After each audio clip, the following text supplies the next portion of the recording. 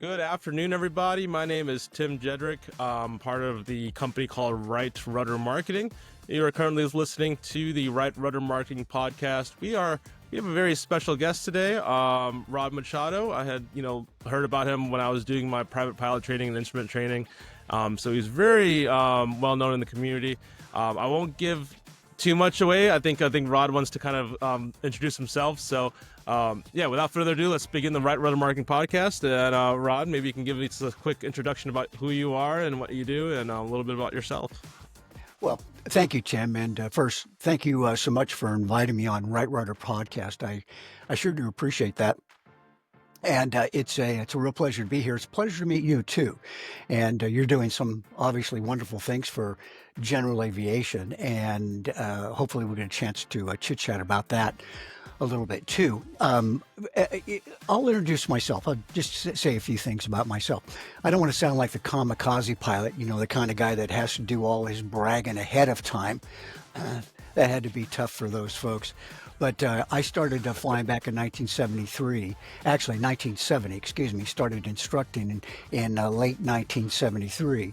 And I've had the absolute pleasure of being able to do that and make aviation my career for the last, now 54 years, going on 55.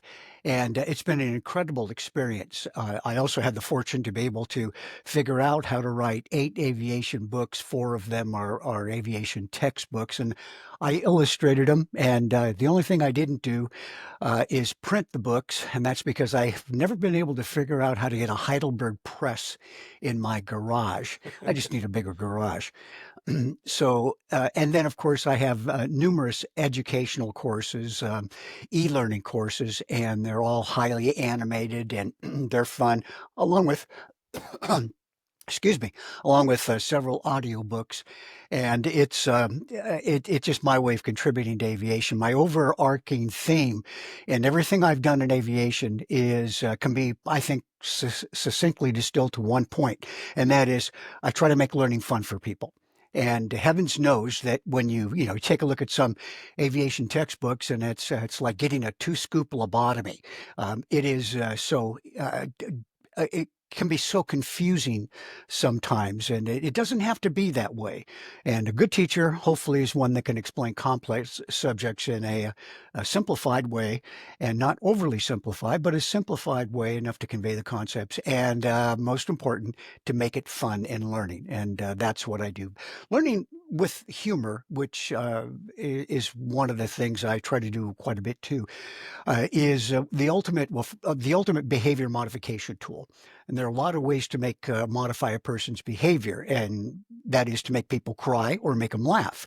And both of them will cause items, concepts, and principles to stick in your memory. But I prefer the laughter method rather than the make you cry drama, bring tears to your eyes method.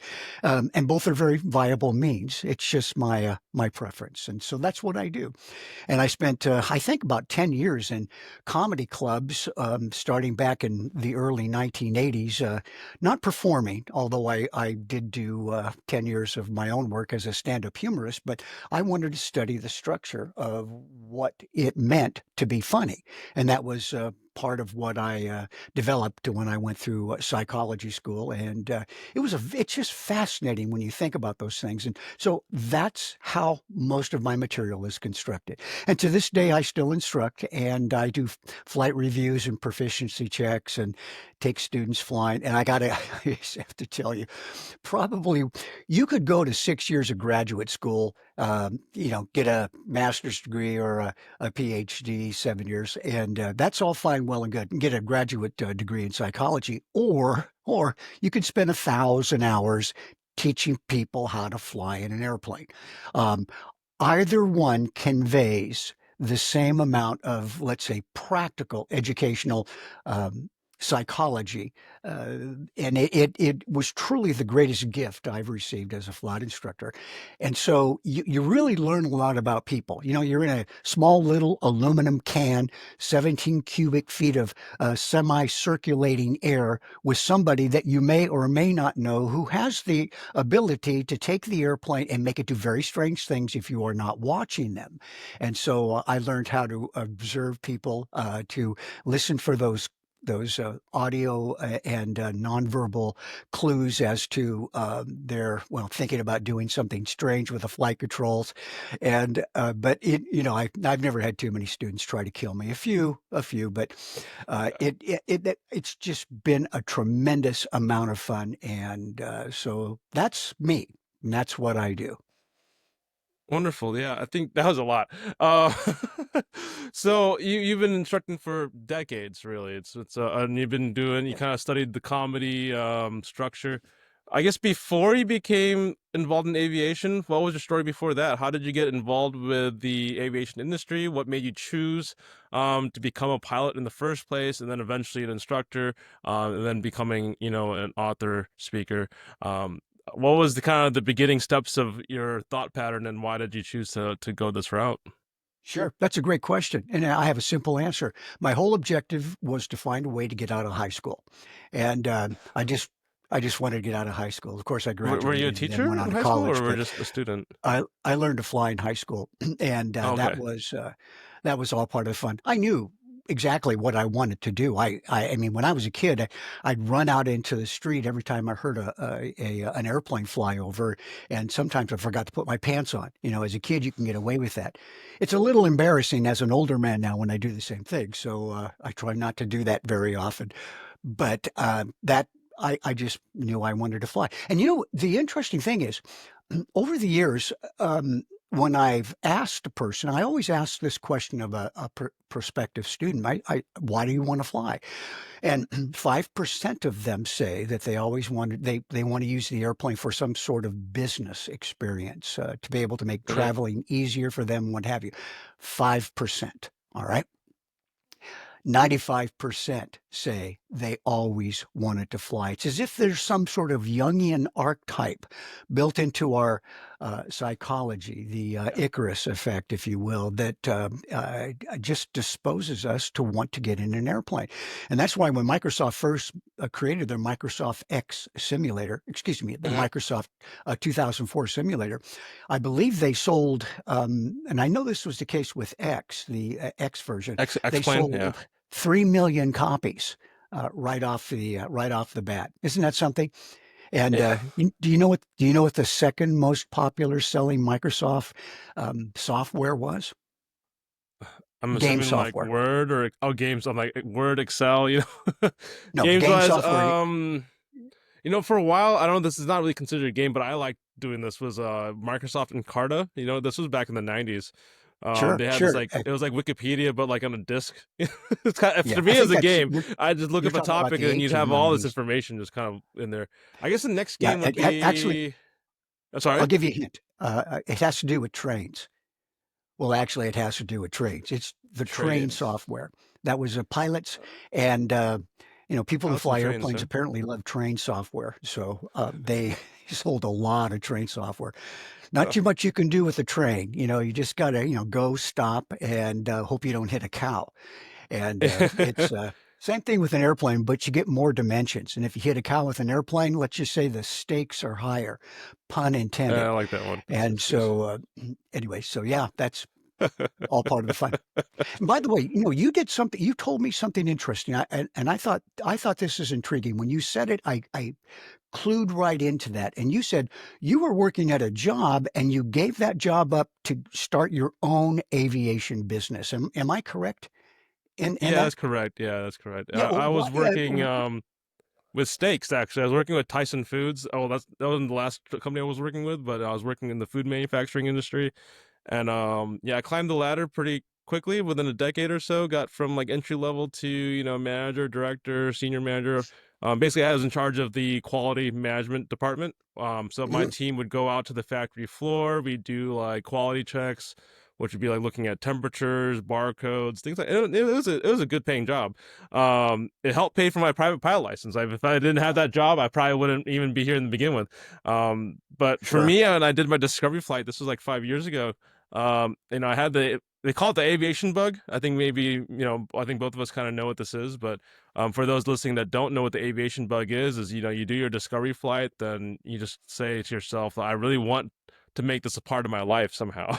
So, Yeah. for me, I was like, oh, maybe I can join the airlines. Maybe I can, do something with it. So I was kind of thinking about it. And then as I was working my last job, Right Rudder Marketing had started to grow. We had gotten enough, I guess, flight schools to partner with us. And finally, there's enough revenue being generated where I was like, hey, let's just pull the trigger. And it's probably one of the most exciting and also risky decisions I made in my entire life was to go full Very time in a true. business. And that was about, well, I think I went full time about a little more than a year ago. And the business is about 2 years old, 3 years old. So, but Yes. yeah, it was definitely a very scary moment. But for me, I think it's something that I wanted to do. Um, and I think that kind of what it resonates with a lot of other flight school business owners too is that we don't do this. I mean, we do it for money in one aspect, but we do it because of our love of flight. That's really the Yeah. main A very thing good is like point. we love either teaching people how to fly or flying around. The joy that you get when you take control of the aircraft and you start flying around, do cross country by yourself, maybe the first time. Those are experiences that less than 1% of the population can do. So, Yeah. and it's Very true. really, and they're life change. It's a life changing experience to feel those emotions and to feel those thoughts. And I think that we're very blessed with the privilege to fly around the country and abroad, wherever, Yes. as pilots. So Well, you make a very good point there in that you said it's a life-changing experience. And this is something I've always recognized because when I was in high school at 15, 16 years old, I was in the fast lane for reform school, and I was always a smart kid, but I could do well when I studied, but I was more interested in doing other things than sitting in a classroom.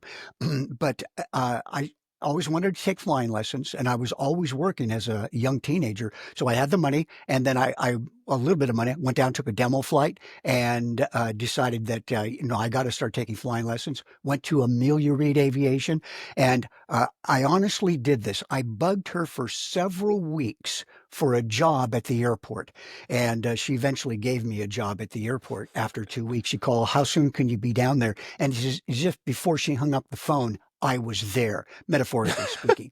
And I was really good at pumping gas. I could get like 50 gallons into a 40-gallon tank. Good for business, not good for the airplane owner. But the fact is that it was truly remarkable. And here's the point. Aviation has transformative value because for a young person to get the controls of an airplane and be given the responsibility of piloting 2,500 pounds or 2,000 pounds of sheet metal around an airport traffic pattern by yourself. In other words, the instructor's not in the airplane, not because he's afraid to get in the airplane with you. It's just that he's soloed you, and now you get to strut your stuff, demonstrate your metal, and hopefully not bend it in the process. And that was transformative. It was like Michael Collins said in his book, The Fire Within. Michael Collins, the command module capsule astronaut on Apollo 11, he said, "I went out an engineer, but I came back a poet." Now, when you think about that, that's kind of an amazing statement because he was farther away from Earth all alone by himself at that time than any other time in history. And he was all by himself. And, the experience of being by yourself and looking at that aesthetic background of the moon and the earth in the background, and it transformed him. Aviation does the same thing. And I wrote an article many years ago, and the article was titled why parents should teach their children to allow their children to take flying lessons. I think it had a more classy title. It's on my blog, by the way. And the article's premise was, if you want to give your child direction, what you have to do is let them experience things. They have to have some sort of empirical evidence upon which to, excuse me, make decisions about their future.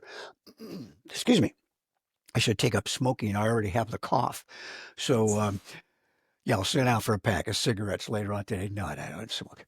But the Okay. parents, by giving their child flying lessons, at least giving them an introduction to flight, can give their child a chance to experience success like they've never experienced it before, and and a sense of an idea of being self-reliant and developing their self-image.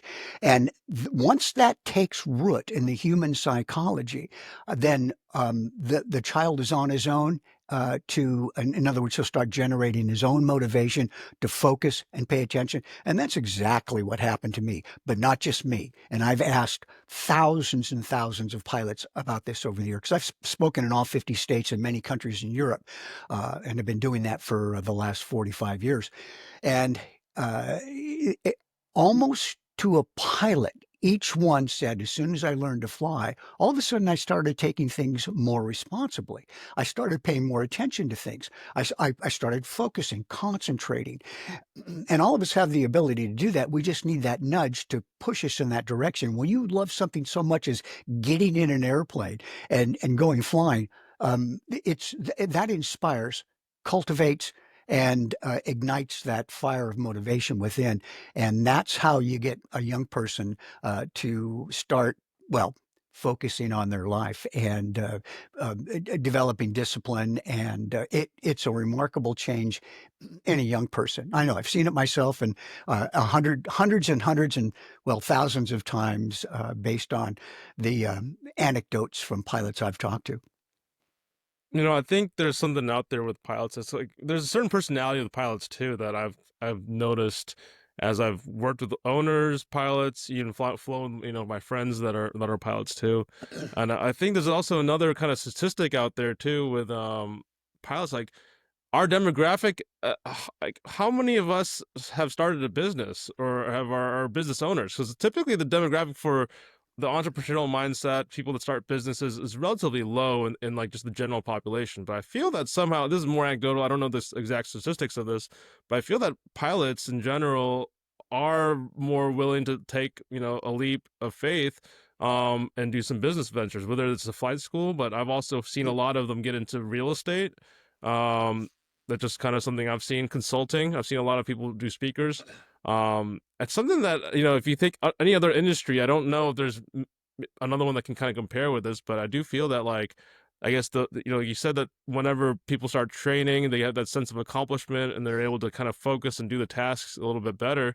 I don't know if that's something to do with being a pilot, and I don't know if that had something to do with starting a business either. But I did notice that with maybe because it's a lot of people I hang out with, especially at the trade shows, conferences. We're all business owners, we're all pilots. It's kind of the same, maybe the group think here, but I do notice that there is, a change in personality, a change in perspective, as Yes. far as how to be successful in life and how we define success for our own self.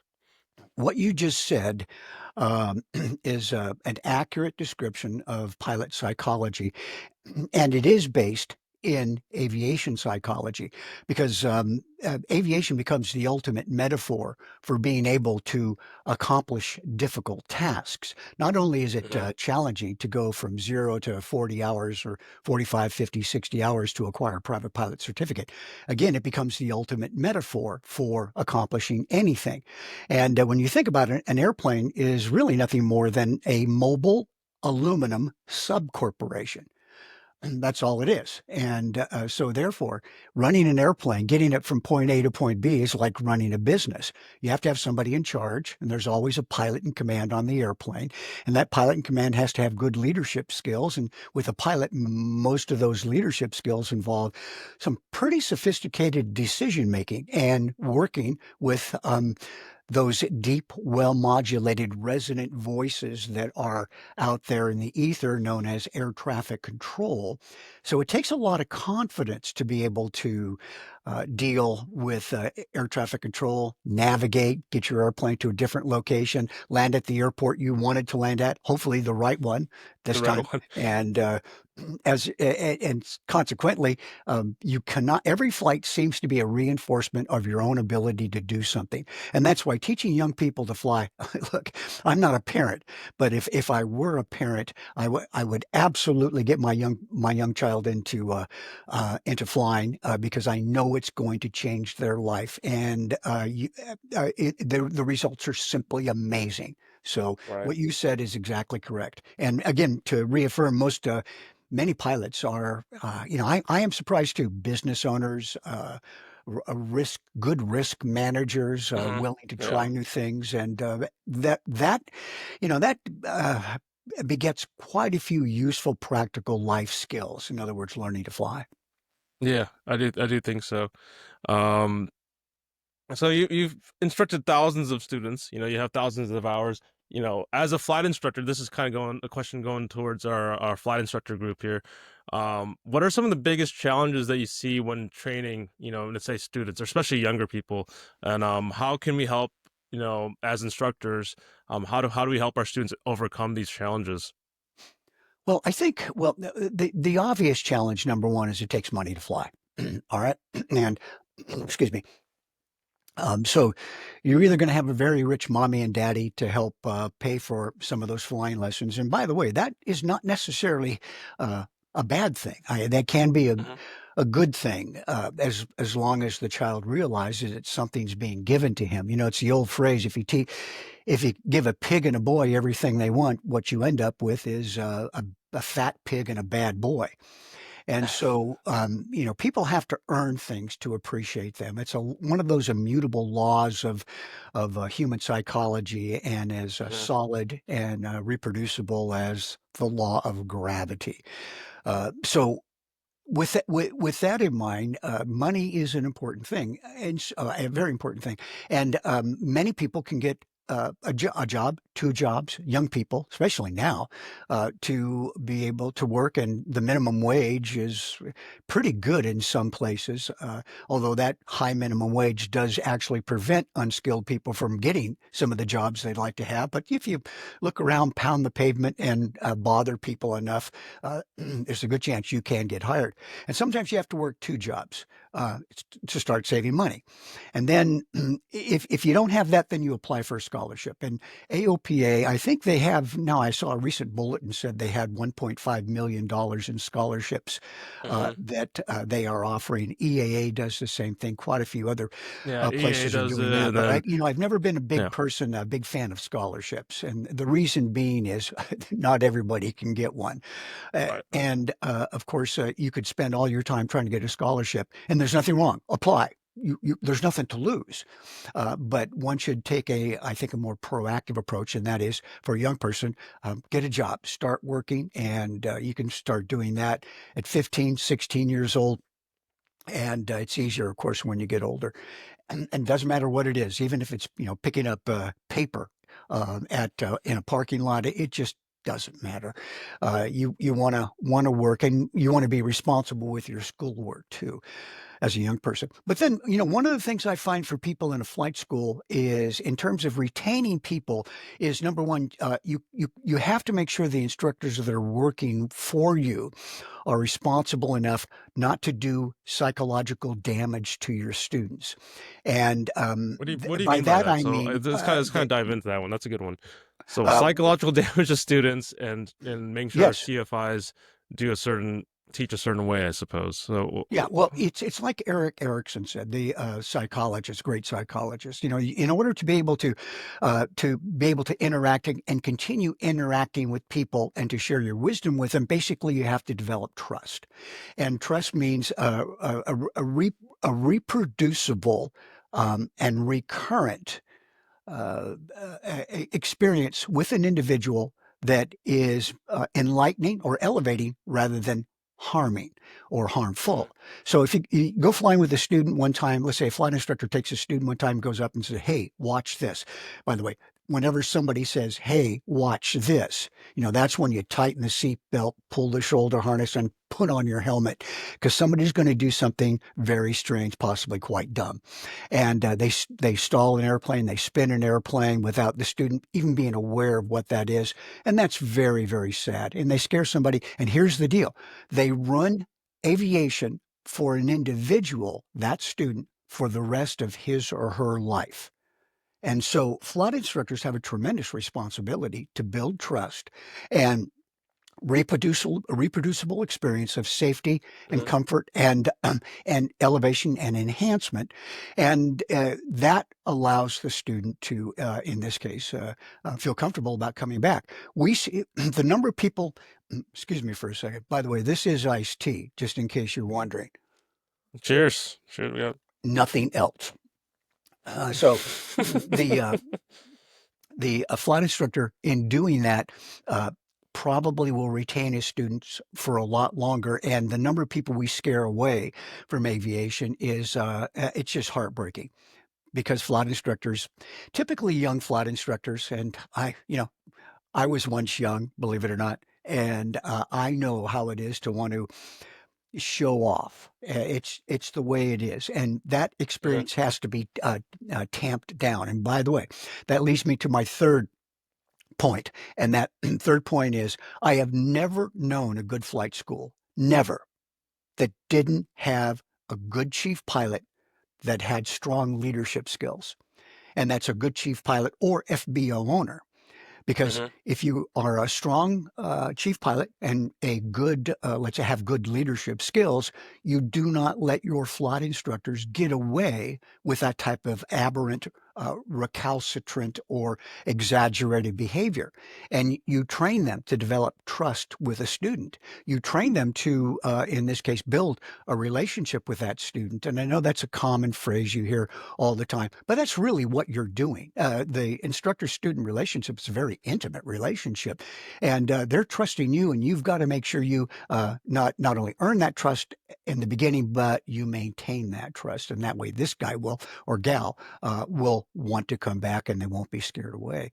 But again, you have to have some good, strong leadership skills, and it just never ever fails. And if you have somebody that doesn't partake in their leadership development running a flight school, or they don't have a chief pilot to oversee things, or they themselves, again, just don't think about properly guiding their flight instructors, holding weekly flight instructor meetings, demanding a standard level of performance from their flight instructors. I've never seen it fail. They are not good. They don't end up being good flight schools. In fact, in many cases, they end up causing more damage than they do providing a good service for the community. And in some cases, many of them go out of business. And I hate to see that with a flight school. There's just no reason for it. And so I would say, for every flight school, every week, the owner, the chief pilot, should hold a flight instructor meeting for at least 1 hour and present leadership skills, have flight instructors present their own leadership ideas, and let them know what is expected of them, and make sure that they understand that if they're young flight instructors, it's easy to get carried away. So you kind of mentioned this, and it's kind of, I know you put some specifics as far as, weekly meeting and, people bring up their concerns. But one of the things I've always heard about people talk about when it's like, hey, what makes a good person? Oh, they have good leadership skills. So you were saying that for, the best flight schools and the schools that are the most successful, they have really a great chief pilot in place that, maybe holds people accountable, has really great leadership skills. What are some specific traits that really create a good leader, that create a good chief pilot, for any flight school or for any business? Oh, it's a great, great question. What are some of the traits that represent good leadership skills in a chief pilot or an FB owner? Number one, and this applies to everybody. You have to have compassion and standards. Compassion and standards, those two things. Let's start with standards. If you don't have a set of standards, in other words, what is acceptable and unacceptable behavior, and what Hmm. behavior you will not tolerate or abrogate, in this case, then you cannot have good leadership skills. So standards are very important. And I'll give you a good example of that. When I was a young flight instructor, I think I was like 19. I had a lot of older clientele that were doctors and lawyers and were very professional people. It is so easy for an older person to take advantage of a younger person and to try to bend them to your will. So I was talking to my dad about that, and he said, he told me that whenever you're dealing with someone, he said, you let them know what is expected, and you preface it by saying, I want to let you know what my standards are for my students. And in other words, what my acceptable behavior level is and our behavior requirements.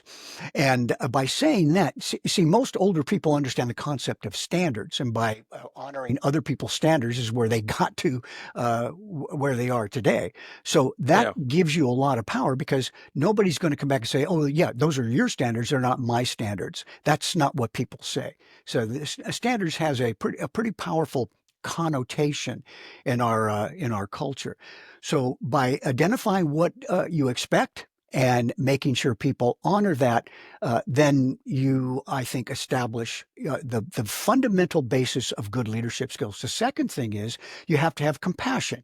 And by compassion, I mean, hey, not everybody is the same. Each student and each flight instructor has different performance abilities. And you can't expect one size to fit all, but all sizes can meet the standards eventually. They just meet them at different times. However, with flight instructors, your standards are a little bit stricter.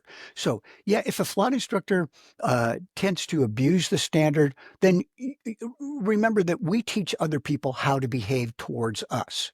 And we can tell them how we want to behave, but here's the key. You have to teach them how to behave. And you do that the way you teach anything. You present a lesson, be it a verbal discussion. That's the introduction. Then the development. You tell them why this is important. You don't just tell them to do something. You tell them why we expect you to behave in an airplane in a certain way. Why there are no rapid movements of hands and feet in an airplane, because that tends to scare people. It's as if they're, some cockpits are like the Bruce Lee karate movie, and all these. Excuse me. Clearly, they don't know I'm talking to you. I apologize for that. I'm going to It's turn off okay. my phone right now. Uh, the real source of evil in our society. Yeah, I got two of Unfortunately, them. that was the only friend I have, and he was calling They're me. always So, there. so he's no. So I'm 0-0 now on the friend scale. So It's don't okay. worry, you can always rent one. So anyway, you have to teach someone to how you want to them to behave, but you can only teach them so much. And if they don't have the personality and or the good moral character to behave properly, then this is where you only have so much compassion before it starts interfering with the standards you require, and so you fire them, let them go somewhere else. And so you need to see some movement toward the goal that you set for the flight instructor. And that's the compassion aspect of this. Yeah, not everybody's going to do everything you say right the first time, but they have to move in that direction and not in a laggardly way either. So those are the two things. I can go on and give you many, many more, but those are two very important things: compassion and standards, as what I find in all good leaders. And standards are the key. Every single. We Yeah. have two flight schools out here in Southern California at John Wayne Airport that are exemplary flight schools. I mean, they're really, really, really good. I'm not going to give you their names because it may be unfair to all the other flight schools, I was about to say there but might be some conflict of interest because I might have a flight school that's in that area yeah, too. I'm like, hopefully it's ours. I don't know. but the chief pilot at both of those flight school chief pilots Uh-huh. have very set standards, and they let the instructors know what they are, and the Yeah. students also have to meet certain standards, the flight instructor standards and the FBO standards. But these guys are good leaders, and they also know how to flight instruct. They're Yeah. excellent, excellent flight instructors. One of them was an airline pilot. He's just retired now, but he had a philosophy of understanding how to fly an airplane that was truly, truly, let's say, Wright brother-esque. I was so Okay. impressed with him, and I met him like 40 years ago, and I've always been impressed with him. So anyway, so that's a short answer, the short, long answer to your Short, question. long answer on what makes a good chief pilot. Let's kind of change gears here and let's talk about our students. So one of the biggest, I guess, problems in the aviation industry that I've seen is the washout rate. I I missed that. mean, Would you say that again? I'd say one of the biggest problems in our industry that I think, as far as flight training goes, is the washout rate. So you think about our students, you know, I'll kind of share my anecdote as my story. When I was doing my private pilot, I was enrolled in a group ground school. So the group ground school, there was about, I would say 15 or so people. We haven't soloed none of this stuff. We were just kind of interested. It was kind of the way the flight school had advertised it to us was, hey, you only got to pay a couple $100 and you can get your written exam done. And then I was like, okay, well, that sounds like a good idea. I had tried the Sporties thing and like, King's schools, whatever, online. I wasn't really getting much success. I was getting really like low scores on the practice test, like 70s and 60s. So I said, maybe going in person, being in the community might help me. Maybe give me some competition. I'm a very competitive person. So maybe having classmates that are doing better than me or whatever, I kind of do well. So I enrolled in this ground school. And I remember I kind of felt a little jealous at the time because there's some of my classmates, they had, soloed. This was like probably halfway throughout the class. It was like a 4-month class or whatever. We'd meet like, I think twice a week, go over like an hour, 2 hours of like different topics, whether it's like, aerodynamics, regulation, weather, whatever the topic was that month. Anyway, there's about 15 of us that started. I remember being jealous of like other students that were doing their their flight training, concurrently. I was only doing the ground school because I was saving money for the flight training portion. Mhm. Um, and I said I'll just wait till I get my written done, then I'll actually do the flight training portion. There are some people that are doing concurrently, and I'm like, oh, these guys are flying around, they're soloing, they're doing the cross countries, whatever. I want to do that. Well, anyway, a semester or whatever you want to call it kind of ends, and then part of it, we take a final exam, and then after that we get our endorsement to take the written exam. Okay. So out of 15 of us, only I think only 3 of us finished the written exam and got the actual FAA written exam done, and only one of them actually got a practical check ride finished and completed. So um with that being said, it's less than 10% of that class actually became a certificated pilot. So Sure. just me firsthand, I know that is a big washout rate just in my personal experience. But even talking around in the industry, talking with other flight school owners, we debate the number to be somewhere around 20 to 10 to 20% of the students are the only one are going to pass through, but 80 to 90% are going to wash out. Mhm. So it is a very big issue, I think. And one of the things that, as a business owner, one of the things that has been taught to me from my mentors is in order to have a sustainable business, we have to think about, our churn rate and our retention. So if our students are able to, succeed and, get to the check ride level and get to the instrument, get to the commercial, well, that's additional revenue for the business eventually and longevity for each customer, each Sure. student. It increases the lifetime value of each customer. And really, it's in all fronts, it's a positive thing because one, we're training more pilots to go out into the workforce or the marketplace, and two, it's bringing our top line higher, right? So, what can we do to really? Here's the question: is what can we do as flight school owners, as CFIs, as people that are leaders in the aviation industry? What can we do to reduce the washout rate and to also increase the amount of people that actually get to check ride ready level? Okay. Great, great question. And my first response is don't scare students away. Make the experience a good experience for them, as we just talked about. That's very, very important. The second thing is I would think about this idea of an 80% washout rate. And when you say washout, what you're using is a term that encompasses several different aspects or several different, let's say, behaviors. One, it could be a incompletion rate. It could be a running out of money rate. It could be people realizing that they don't really like flying an airplane. They may want to postpone their flying to some later time. So, Yeah.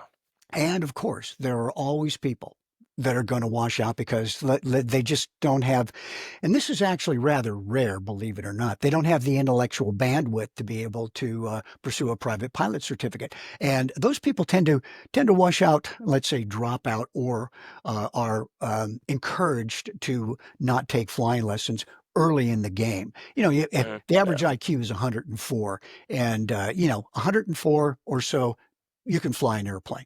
Below an IQ of 80, 83, you can't be trained to do anything. So the issue there is that people are going to drop out of aviation, and if it's 80%, 70%, and what have you, the fact is that a lot of people go to music school to learn how to play a musical instrument, but that doesn't mean they become professional musicians. They just want to enjoy the experience of learning to play a musical instrument. And there Mhm. are quite a few people that learn to fly airplanes that take flying lessons, excuse me, that have no intention of completing the private pilot certification. But that doesn't mean that the experience wasn't meaningful for them.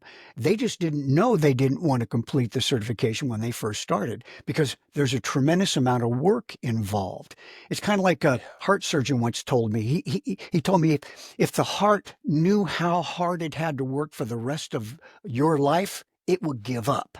So, in one sense, not knowing how much work is involved might be a benefit for somebody that's learning to fly. And you don't want to keep that from them, but it's hard to comprehend how much work is actually involved here. So, with that said, that the people that do start flight training, those two issues are very important. One, making sure their experience is a meaningful experience. And that's why in one of my videotapes that I have on my YouTube channel, it's called the 5 rules of teaching, 5 most important rules of teaching. The last rule is never let a student get out of a cockpit unless they've experienced some form of success, because nothing sells like success. It's one of the things that a good chief pilot is going to tell his student. I don't care if you have to, like, no matter what it is, like, Bobby, I've never seen anybody get out of an airplane like that without choking themselves on a seatbelt. That's amazing. And that is so impressive, because I thought I was going to have to do the Heineken maneuver on you the last time you got out of the cockpit, but you did it successfully this time. But realistically, if you had to say, Bob, you're doing really well, you're missing the runway closer now, I don't care what you have to say, but you want to make sure somebody has that experience of success. And the other thing is that sometimes you have to help people participate in their own education. See, we let them go on their own to do the ground school work, and at the airport, they do the flight school work, the actual flying work, which is the fun part. But Mhm. sometimes the flight instructor, a good flight instructor, again, one of the things that's brought up at the chief pilot meeting, good leadership skills helps this be reinforced in the flight instructor's psyche, and that is, you have to guide your students' study at home, their homework study, their acquisition of information out of the airplane. And that means you get a good e-learning course. I just happen to have one, very comprehensive, 40 hours, and it's self-paced, easy to learn, fun to learn. And every time a student comes back and is ready to take the next lesson, you make sure that student has completed that lesson. And when flight instructors say, "Oh my gosh, my students don't do homework," no, the students don't complete their homework because you don't you don't insist that they do, and follow that up with a good behavioral modification technique. And that is, if they show up and they haven't completed the homework assignment, then you don't fly. You do the homework assignment with them in the ground school area of your flight school, and you charge them the same you would for the flight lesson. That's part of the agreement they make with you when they start flying. And therefore, the student shows up one time without homework. You do the ground school. I can assure you they are not going to show up the second time without doing the homework. And I know this for a fact because I have seldom ever had a problem with students not completing their homework. So I Mhm. think those are the things that are important in keeping and maintaining a student. And if we just do those things, I think it'd be and not have overly high expectations for students completing the private pilot program because sometimes they just don't want to. It's hard to believe as pilots like you and me that somebody wouldn't want to fly. What are you talking about? You don't want to fly? How can that be? There is something wrong with you. No, there's nothing wrong with them. They just decided they didn't want to do it, and Yeah, that's yeah. perfectly okay. I kind And of, by the way, just I always as an thought that aside, everyone was kind of like me and they wanted to fly, and I was like, I was remember talking to one of my friends like, hey, dude, would you want to take lessons? I was trying to recommend a flight school to them, and they're like, I don't want to fly. I wouldn't mind being passenger, passenger princess, but I don't, I don't want to fly. I don't want to do the whole 40, 50 hours of training and X amount of book work. I'm like, oh, okay. I thought that's something everyone, I thought everyone loved this stuff. Apparently not. So you're definitely right in saying that some people are not, geared towards it. So. yeah. And by the way, that doesn't necessarily affect your bottom line. You're still renting airplanes. You're still engaging flight instructors. And in Mhm. one sense, if they don't go beyond solo, they're not using your airplanes to continue to pursue their flight training solo. So that airplane is available for more training. Your job is this is a numbers game. Is all it is. Mhm. You need to get more people in to take lessons, and the more you get them in, the more the opportunity you have to maintain a full role of private pilot completion applicants because the other ones will probably drop out. Normally, that high rate of attrition, they'll drop out. Let's say 80% will, but you still have a lot of people in your academy, and Mhm. so that's just a different way of looking at it. I think. Let's kind of okay. So I am a marketing company, and then my primary job is to work with flight schools to bring in more students. So that is, I have my own strategies, my own philosophies, my own kind of techniques and all that stuff as far as how to market a flight school, how to get more students into a flight school.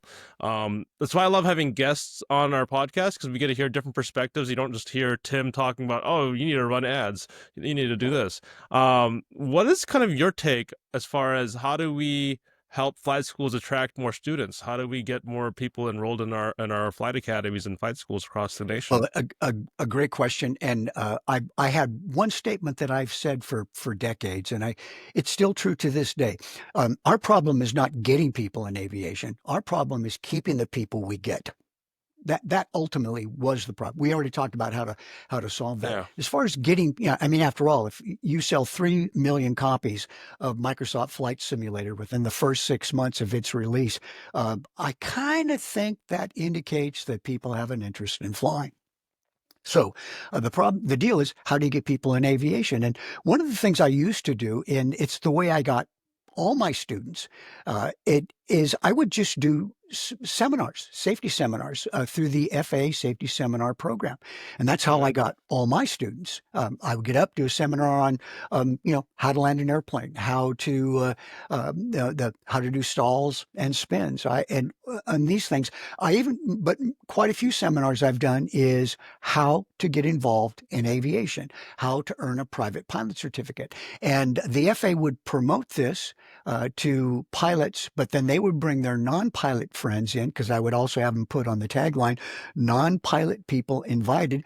But then again, you can run a small ad in a local Mhm. paper and have, let's say, on a Tuesday or Thursday evening, some rec center, some YMCA center, some place where you can. A lot of big real estate companies have ancillary space where they hold their big meetings, and in the evening they may let you use that to house a short seminar. You need to get people in the room. That's not too bad. You can get them in the room without telling them it's a big Amway meeting in there, and as a result, that's when you talk about. the idea of talking to, how to, what it's like getting involved in aviation. And more realistically now, let's face it, that was before we had the ability to do webinars. Now you have the Mhm. ability to do webinars, and Yeah. you just have a space made available. You could do a Facebook, YouTube, your own website, and maybe you have a 30-minute program on how to get involved in aviation, how to start learning to fly, what are the challenges, and do it consistently, maybe once a week. And that stuff works, and it just takes somebody to do it. I will say that strategy that you just mentioned, hosting live events is probably the pinnacle of it. But really, it's hosting an event, whether it's on the internet or in person. And that's kind of what we're doing right now. Is technically a live event. It's me meeting with Rod Machado, posting on the internet. But also besides the podcast where we feature guests, we also do like the monthly webinars where we go over topics like how to increase pilot enrollment at your school, how to run Google ads, how to do, what's your 2025 marketing plan. These are webinars that, I do. And I also attend the live events. I attend the conferences and the trade shows. And those are ways that I've grown my business and also grown, flight schools too. And really get to know who Right Rudder Marketing is. So I think that same technique that I use, and I'm sure that you use for your business as well, it applies to all businesses. So I think some of the more successful flight schools I work with, they do have the live events. They have, even for Halloween, they have a Halloween party. They post about, they have open houses. They do like the career days. They attend the colleges and the high schools, talk about their flight school, the career opportunities that are in there. It's really putting your name out there, and sometimes it's hard. And the first couple times there might not be many people watching, or people don't want to listen, and you kind of get a little sensitive to that. But really, it's the consistency of doing it month after month, quarter after quarter, year after year, and then really, posting that on the internet, posting that on, wherever you keep your assets at, whether it's your website, your social media, whatever that is. That Sure. way, you create this like kind of archive of like, hey, this is what we've been doing. This is who we are as a company, and I think that's a great way to really increase your enrollment, increase your customer base, and get your word out there. So Yeah. we are in the last kind of 10 minutes here. So I'm going to give the floor back to Rod. Let's talk about kind of, I know you do speaking, you do, you're an author, I think. Let's do a little bit of self promotion. Tell us about, if I was listening to this podcast, what was something that you want me to, what is some changes in behavior that you want me to do, to help, maybe, I don't know, help your business, whether it's your book Well, business, your speaking business, or whatever it is. you're very kind. So I'm going to take advantage of this. Here's a book I recommend not only for student pilots, but I recommend it for flight instructors. It's How to Fly an Airplane, and the How to Fly an Airplane Handbook. And the book inside, it's all highly illustrated, and there are many wonderful, beautiful pictures in there, and it's everything I learned about stick and rudder flying over the past 54 years. And I learned at a good stick and rudder school, and it was truly a wonderful experience. But for flight instructors, that book teaches you how to teach. So it's a great addition to any FBO. And then, of course, if you're going to study for your private pilot certificate, I have a private commercial instrument handbook here. It's 704 pages, and there are many wonderful great topics and techniques in there, all fun, comprehensive for passing the FAA private pilot knowledge exam. And it's a great book in terms of the body of knowledge. That book is also valuable for flight instructors because if you're looking to have an idea of how to present information, you can just read how I present it, and that's one way. Maybe it's not the best way for you, but it's one way, and then you can go on to develop your own way. And so that's something I would consider. And then, of course, I have the e-learning courses that are video based, and 40 hours for the private. Actually, it's a little more than 40 hours, and 50 hours for the instrument e-ground school. And they're very detailed, very intricate, but again, fun to learn. You'll learn more in those courses than you'll learn in uh, most any other e-learning based aviation education courses. No brag, just fact. I spent many, many years developing that, and there are a lot of good courses out there, and I like to think that mine is one of the best. There So you go. that's what I would say. And just as a excuse me, as a continuing point, something so important for FBOs, if you have a flight instructor that has one of those, bright, shining personalities, they like to talk, and even if they're going to go on to become an airline pilot, which many of them are, you want to make use of the resource you have, and those are the people you want to put in front of an audience that you invite down to talk about aviation. And as a chief pilot, you would give them some guidance on how they would present information or what not to present. In other words, you don't talk about stalls and the death spiral on the very first introduction to aviation. You don't talk about that stuff.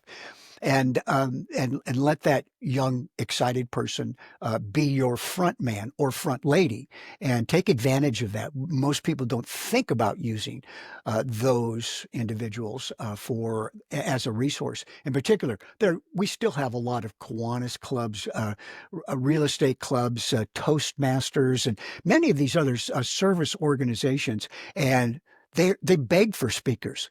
So you send your flight instructor down to talk about getting involved in aviation, and you pay the flight instructor, and then you convey to that flight instructor that learning to speak and practicing his or her speaking skills is going to be one of the most valuable assets that they will ever acquire in their personal development. You sell them on that. You basically, as a flight school owner, you're always selling. And as Percy Whiting once said many years ago, you sell the sizzle, not the steak. So you get them excited about that, and it's for their own good, actually, in this case, because it's really going to help them, and it's going to help you as a flight school owner. Definitely, yeah. So if someone wants to purchase your book, someone wants to take your online course, where should they go? To rodmachado.com. rodmachado.com. Make sure you check out that in the description.